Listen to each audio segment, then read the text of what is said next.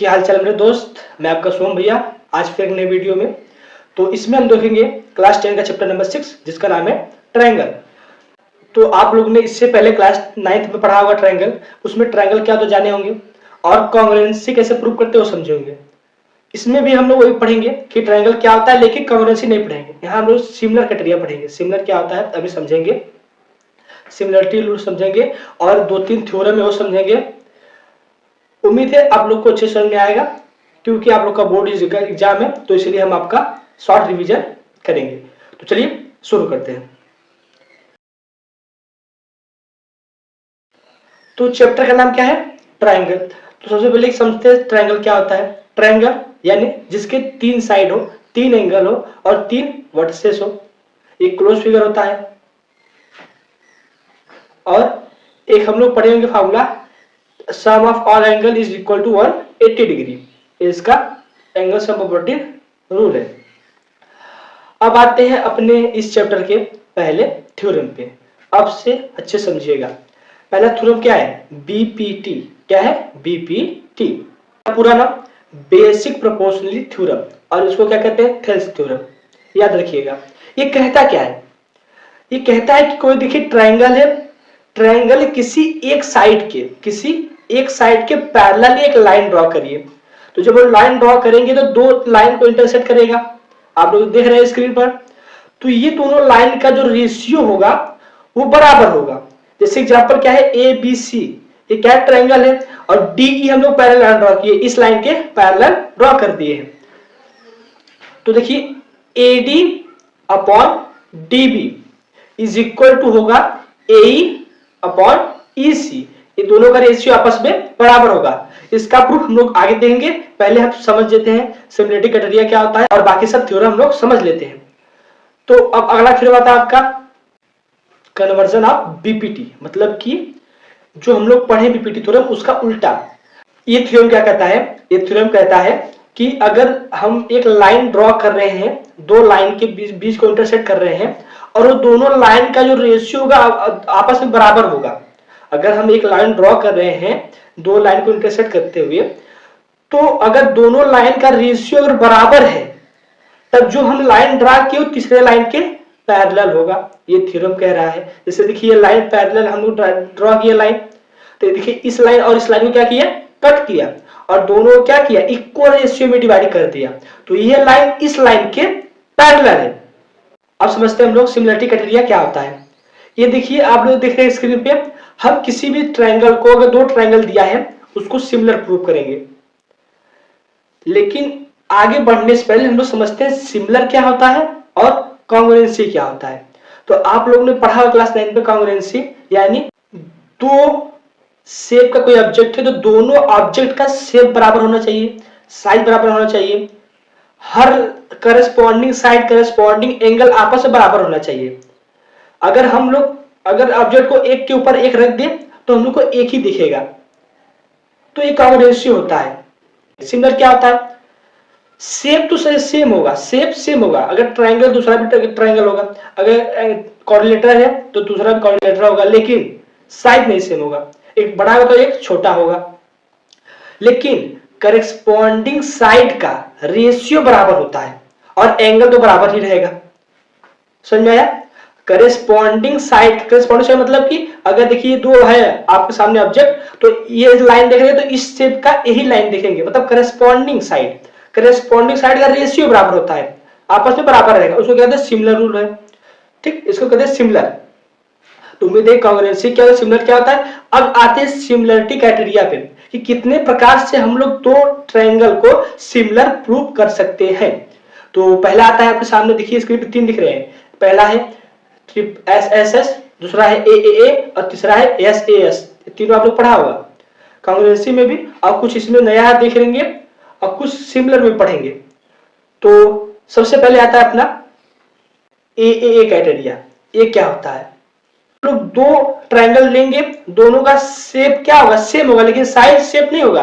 तो हम लोग को तीनों एंगल को बराबर दिखाना होगा, तीनों एंगल को बराबर दिखाना होगा, तब ये हम लोग का ए क्राइटेरिया सिमिलर प्रूफ हो जाएगा दोनों ट्रायंगल। तो कैसे करेंगे क्वेश्चन में देखेंगे।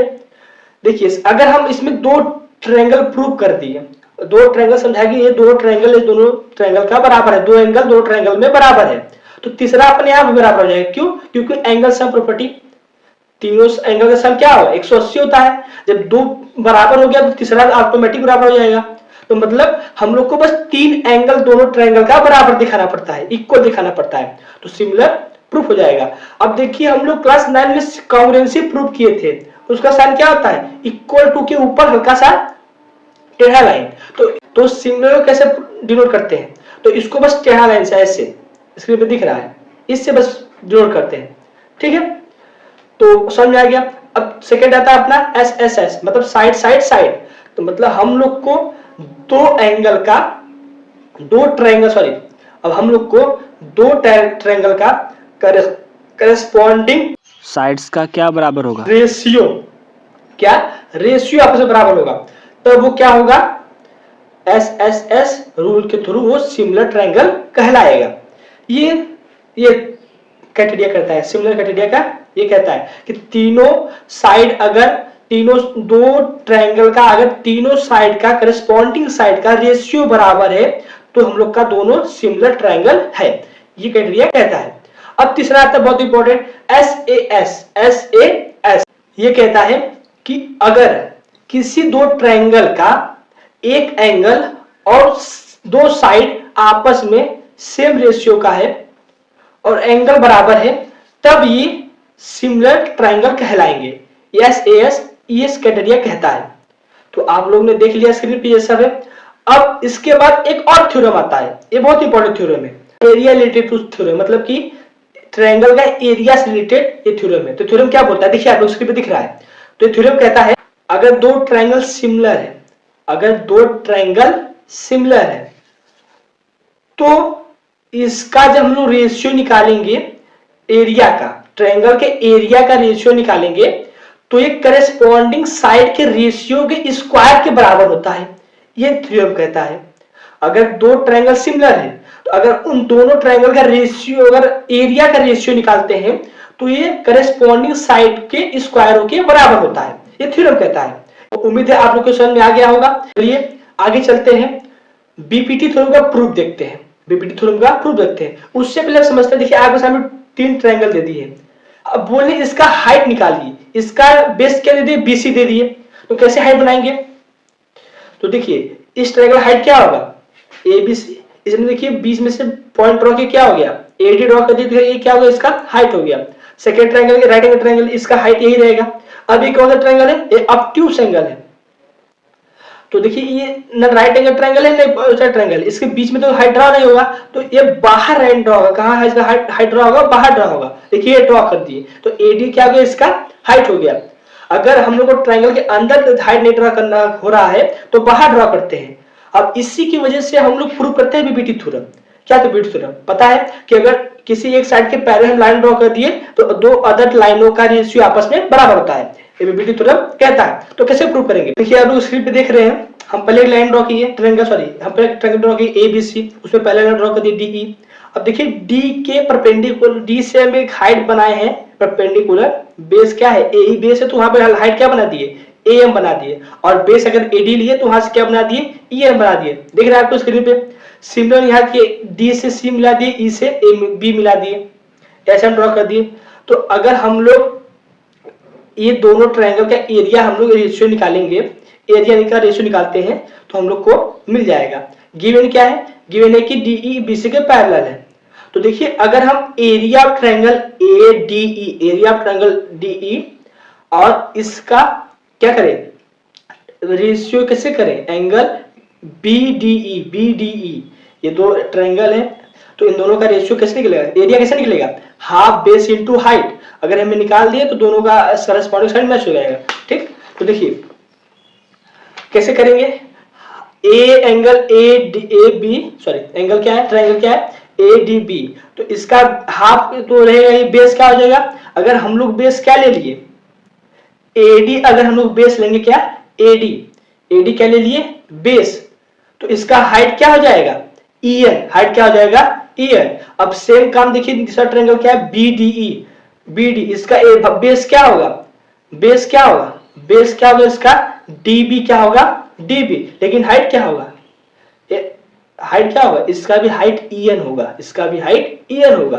तो देखिए en कट गया, 1/2 कट गया, बचा क्या, AD अपॉन DB, मतलब एरिया क्या बराबर हो गया, AD बराबर हो, दोनों एरिया का रेशियो क्या हो गया, AD अपॉन DB। ये क्वेश्चन फर्स्ट बन गया। अब सिमिलर हम लोग इस साइड में करेंगे, ट्रायंगल ओए लेकिन बेस ये मान लिए, ए बेस मान लिए, और ये इसमें क्या करेंगे, सीईडी, ट्रायंगल सीईडी मान लिए। तो इसका भी बेस इसी रहेगा, उसका ऊपर वाला ट्रायंगल का ए बेस रहेगा, लेकिन हाइट दोनों का सेम रहेगा, डीएम डीएम। तो करके भी सेकंड में क्या बन गया, area of ADE upon area of CED equal to EE upon EC, ये बन गया। तो हम लोगों ने एक थ्योरम पढ़ा होगा कि जब दो ट्रायंगल सिमिलर है तो उन सबका एरिया आपस में बराबर होता है। तो अगर देखिए दोनों साइड क्या है आपस में, ये triangle, triangle D B D E और ट्रायंगल सी ई डी, ये दोनों आपस में क्या, ये दोनों आपस में सिमिलर है, तो इन दोनों का एरिया आपस में बराबर होगा। जो सेकेंड इक्वेशन है उसमें जो एरिया ऑफ ट्रायंगल सीईडी है उसके जगह क्या लिख दिए, area of triangle B C B D E, ये लिख दिए। तो वहां पर क्या हो गया, ए अपॉन ईसी, और इक्वेशन फर्स्ट इसी के बराबर है एरिया के रेशियो के, तो क्या करते हैं वहां पे उसका वैल्यू पुट कर दिए, तो क्या हो गया, AD upon DB equal to E upon AC. तो देख रहे हैं ये रेशियो जो हम लोग स्टार्टिंग में प्रूफ करने के लिए थे वो सेम टू सेम हो गया, मतलब ये प्रूफ हो गया। तो ये आप लोग को समझ में आ गया होगा। तो चलिए क्वेश्चन प्रैक्टिस करते हैं, क्योंकि हम लोग अगर समझ लिए तो उतना समझ नहीं आता है जितना क्वेश्चन से प्रैक्टिस करके समझ में आता है। तो चलिए क्वेश्चन प्रैक्टिस करते हैं। तो कुछ क्वेश्चन हम करेंगे, कुछ क्वेश्चन आपको देख करने के लिए उसका सोल्यूशन टेलीग्राम चैनल पे दे दिए हैं, लिंक डिस्क्रिप्शन में है, जाके चेक कर लीजिएगा। तो पहला क्वेश्चन आपके स्क्रीन पर क्वेश्चन बोल रहा है कि एक डायग्राम है जो DE पैरेलल है AC के और DF पैरेलल है AE के। तो बोल है प्रूव करिए BF upon EF equal to DE upon CE है। तो चलिए प्रूव करते हैं। तो अगर हम लोग डायग्राम को ध्यान से देखें तो देखिए पहला देखिए पूरा ट्रायंगल बना है, ठीक। तो ए ट्रायंगल के पैरेलल ये लाइन होगा, ये ट्रायंगल के पैरेलल ये लाइन होगा, ठीक है ना, ये ट्रायंगल पैरेलल ये लाइन है। और फिर देखिए इसी में एक ट्रायंगल बना है ये, तो इस ट्रायंगल पैरेलल ये लाइन है। तो अब बीपीटी थ्योरम की मदद से क्या करेंगे, इसका इस ट्रायंगल में इन दोनों लाइन का रेशियो बराबर दिखा दिए, ठीक। और फिर सेकेंड ट्रायंगल जो ये बना है इसका रेशियो क्या कर दिए, बराबर दिखा दिए। तो अगर हम लोग देखेंगे तो सेम इस ट्रायंगल का और इस ट्रायंगल का ये वाला लाइन क्या है, कॉमन है। क्या है, दोनों लाइन कॉमन है। तो इसी रेशियो के तहत ये दोनों लाइन क्या, ये दोनों ट्रायंगल क्या होंगे, ये वाला लाइन आपस में बराबर हो जाएगा, ठीक। जो हम इसके जगह लिखे हैं क्या है, देखिए एंगल क्या है, BD और DE रेशियो किसके बराबर है, ये दो लाइन के रेशियो के बराबर है। एक देखिए पहला क्या है, BF अपॉन FE के बराबर है, सेकेंड क्या है, BE अपॉन EC के बराबर है। जब ये दोनों आपस में बराबर हो गए तो ये भी बराबर होगा ना, तो इसी के तहत हम क्या कर दिए, ये दोनों बराबर कर दिए। तो उम्मीद है समझ में आ गया होगा। तो क्वेश्चन आप लोग स्क्रीन पे आपको क्वेश्चन दे दिया स्क्रीन पे, ये आपके बुक का एनसीईआरटी क्वेश्चन है, देख लीजिएगा।